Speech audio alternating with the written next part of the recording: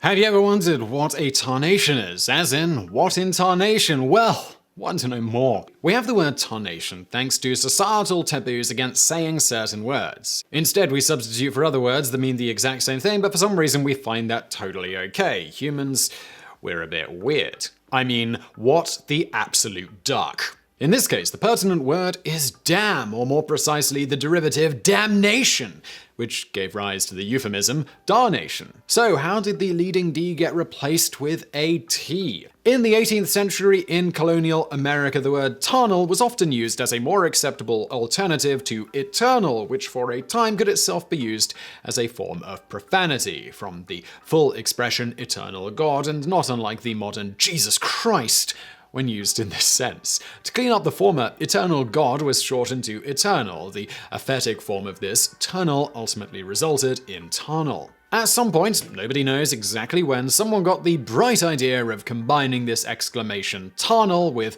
darnation, and the result was tarnation. The first documented instance of tarnation was in Royal Tyler's 1790 play Contrast, where the character Jonathan uses it 3 times along with the word tarnal. What a sinner. He says, "Why, such a tarnal cross tyke you never saw. You would have counted she had lived upon crab apples and vinegar for a fortnight. But what the rattle makes you look so tarnation glum?" Tarnation, that's no laughing matter though. Now the colonel told father and brother, "You must know there are, let me see, there is Elnathan, Silas, and Barnabas. Tabitha, no, she's a she. Tarnation. Now I have it. There's Elnathan." Another interesting note is that while today tarnation is most closely associated with the South, and particularly cowboys, it was originally a New Englandism that ultimately spread throughout the new country. And speaking of spreading things, Buttockmail. Wow, that's a transition. This means that you had a particularly good time with someone, generally a prostitute, and now needed to pay someone to avoid retribution. More specifically, in Scotland, Buttockmail was a sort of tax introduced in 1595, which was enforced by the church courts. Essentially, if you had sex outside of wedlock, often with a prostitute, hence the buttock part, which was a slang for prostitute, and you were a Presbyterian in Scotland, you would often be given the choice of the stool of repentance or paying Buttockmail to stop from having to stand on a stool in front of everyone and get berated by your local minister for doing as you are strongly biologically predisposed to. The past was weird, while the latter, and so's the present to be fair, while the latter perhaps doesn't sound so bad to modern thinking compared to having to pay a hefty tax to keep things quiet, without the option of Buttockmail, or if one couldn't afford it, people are known to have killed themselves rather than have to face the stool of repentance and the fornicator label that would follow them in the aftermath. Again, humans are weird, and go religion! In any event, if you're getting a little bit of blackmail vibe from the Buttockmail, well, that's because they are loosely connected in the mail part. Blackmail has its roots in the early 16th century, first used by English farmers living on the England-Scotland border. It derives from the Middle English word mail, which itself is thought to derive from the Old English word mal. In Old English, mal is described as thus: lawsuit, terms, bargaining, agreement. Over time, the word mal became mail, M-A-L-E, which in Middle English roughly translated to either rent or tribute. As such, the rent paid by a farmer living on the Scottish border was known as silver rent or mail, because it was normally paid in silver. This gave rise to the white money or white rent, and eventually white mail. When Scottish chieftains and various brigands noticed all these well-to-do farmers going about their business without someone threatening them for money, they decided to start threatening them for money in return for not raising their farm to the ground and taking all of their livestock. Good times. Those forcing the tribute would also then offer their protection to the farmers from others who might try something similar. It's all very Bob-esque, isn't it? Farmers almost immediately began referring to this secondary rent that they were being forced to pay as black rent, which, if you've been paying attention, they called black mail. Etymologists aren't sure where the black part of mail came from. Seemingly, the most obvious theory is simply due to the connotations that black had with evil. But the most obvious answer, and the correct one, are not necessarily the same, and lacking direct evidence, many other hypotheses have popped up. The most probable of the bunch is by Charles Mackay in the Dictionary of Lowland Scots, 1888, who claimed it derives from the Gaelic blaich, meaning to protect, so protection rent. Whatever the case, in 1814, the Scottish playwright Sir Walter Scott gave the word perhaps the most detailed explanation of what blackmail back in those days entailed. In Scott's historical novel Waverley, blackmail, written then as black-mail, is described as follows: a sort of protection money that low country gentlemen and heritors lying near the Highlands pay to some Highland chief that he may neither do them harm himself nor suffer it to be done to them by others. Scott also mentions that if a person paying this protection money comes to harm or suffered a loss at the hands of another raider, the person they were paying would endeavor to cover their losses, usually by stealing replacements from someone who wasn't paying them protection money. Whether this led to a hilarious situation in which two warring Scottish chiefs ended up continually stealing and then replacing a farmer's sheep isn't known, but in the interest of making history more fascinating than it already generally is, we're going to assume that this absolutely happens. We're likewise going to assume that when this was happening, the farmers were absolutely playing yakety sax. We're also going to absolutely ignore the fact that this song wasn't composed until the 1960s and that the saxophone had not been invented until the 1840s. But let us move swiftly on. Jury rigging with doohickeys. As to the former, often called jerry rigging or jury rigging, both senses can mean a hasty or shoddy repair, but the jury form came before the jerry form. While jury is a noun meaning a group of peers that decide the outcome of a legal proceeding that has been in use in English since the early 14th century, by the early 17th century sailors had taken to using jury as an adjective that meant temporary or hastily contrived, first referring to jury masts. It is unclear why, however, and unfortunately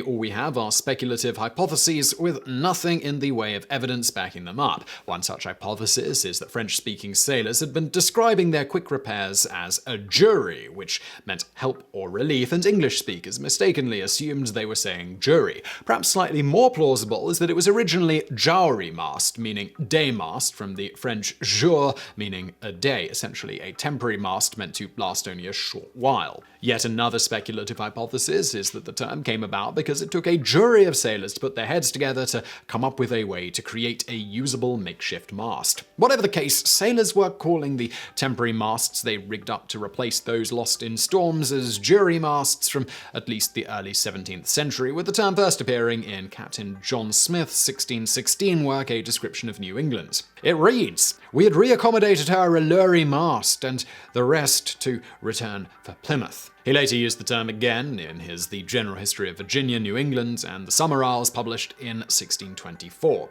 Captain Smith's 1627 Seaman's Grammar also explicitly gives us a proper definition. A lurry mast, that is, when a mast is borne by the board with yards, roofs, trees, or whatever they can, spliced or fished together, they make a lurry mast. By the middle of the 17th century, jury was being appended to a variety of other words to describe something hastily put together, as well as to give a humorous connotation, such as this from Third Advice from 1667. "Guard thy posterior, lest all be gone, though jury masts thou hast, jury buttocks none." Hilarious. As for the exact expression in question, jury rigs first appeared in 1788 in Newt Sator in England and Scotland, with ships to be jury rigs, that is, to have smaller masts than would be required for actual service. As for jerry rigging, it may be that jury morphed into jerry via people just thinking that's what the expression was, though this isn't clear. Jerry X first popped up around 1856 in the form of jerry built, more or less meaning built of poor quality materials. A decade or so later, the variant jerry builder made its debut to describe the makers of such product. In nearly all of these terms' earliest usages, they were referring to poorly constructed homes or buildings. For instance, in the 1881 work, Every Man is His Own Mechanic, it is unfortunately too often the habit of builders, or rather jerry builders, to use the worst possible description of bricks.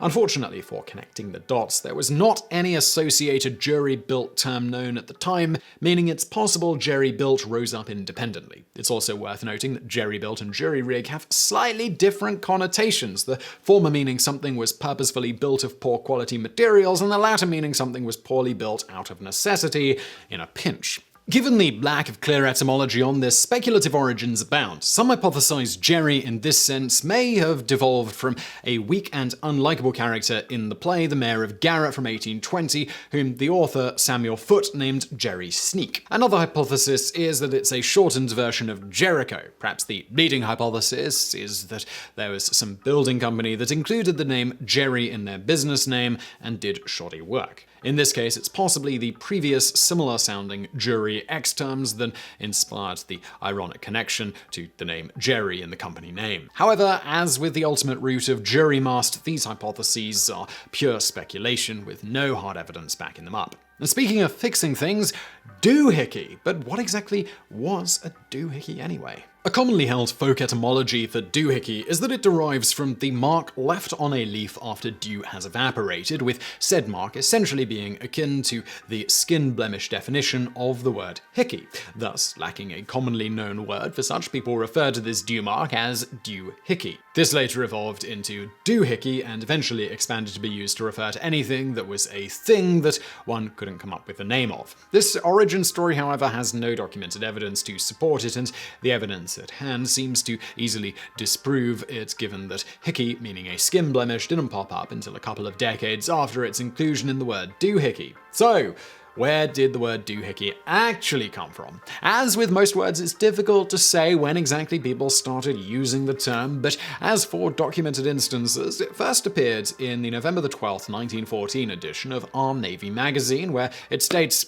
"We were compelled to christen articles beyond our ken with such names as doohickeys, gadgets, and gilguys." Incidentally, gilguy seems to be a much older term than placeholder names like doodad and doohickey, with the first documented instance appearing in Spun Yarn and Spindrift, a Sailor Boy's log by Robert Brown in 1886, where Brown also notes one of the first known instances of gadget. Then the names of all the other things on board a ship. I don't know half of them yet. Even the sailors forget at times, and if the exact name of anything they want happens to slip from their memory, they call it a chicken fixing, or a gadget, or a gilguy, or a timney noggy, or a wimwom, or just pro tem, you know. In any event, doohickey soon spread to be used by airmen as well, with it noted in Edward Fraser and John Gibbons' 1925 Soldier and Sailor Words that doohickey was an airman's term for small detachable fittings. Within a couple of decades of this, the word was being used widely throughout America as a placeholder name for anything that one couldn't remember the name of. As for how the early 20th century seamen seem to have come up with doohickey, it is thought that it probably derives from doodad, which has uncertain origin, but first popped up in documented form about a decade before doohickey, with doodad meaning a superfluous ornament. The sailors, thus, are thought to have simply mashed this term with hickey, which according to the 1909 edition of Webster's New International Dictionary meant a device for bending a conduit consisting of an iron pipe used as a handle fitted at one end with a T through which the conduit is passed. B, a small fitting used in wiring for electronic lights, a fixture piped for gas. By 1913, and likely even before, hickey appears to have been given the expanded definition of referring to any tool that one couldn't remember the name of, and later to anything at all that one needed a placeholder name for, as outlined in a 1928 document from the Michigan Academy of Science and Arts, which read, "Hickey, a word applicable to anything whose name one does not remember. What's its name?" As to who specifically first coined the term doohickey, this has been lost to history. But given the definitions of doodad and hickey around the time the term was first uttered, it seems a fairly natural combination when referring to some type of device that you can't remember the name of in a given moment, or just one whose name is too obscure for most people to know, requiring a placeholder name such as doohickey, doodad, doojigger, thingamawhatsit, thingamawhatchacallit, thingummy, gadget, widget, gilguy, etc. And at this point, if you're wondering where the word hickey came from, this isn't actually known. As for when it came to commonly mean a skin blemish, this first started around the late 1920s or early 1930s, mostly referring to pimples, and later expanding the definition from there, with one early instance appearing in the May 2nd, 1937 edition of 10-Story Love magazine, where it notes in an advertisement, "Hickeys spoil everything. I know. I had 'em until I began eating Fleischmann's yeast." Not long after this, hickey also began being used by printers to refer to various blemishes in engravings and the like. So, I really hope you enjoyed that video. If you did, smash that thumbs up button below and do not forget to subscribe. Brand new videos every day. For more from me, why not check out another channel I do called Geographics? I'm gonna link to that below, and thank you for watching.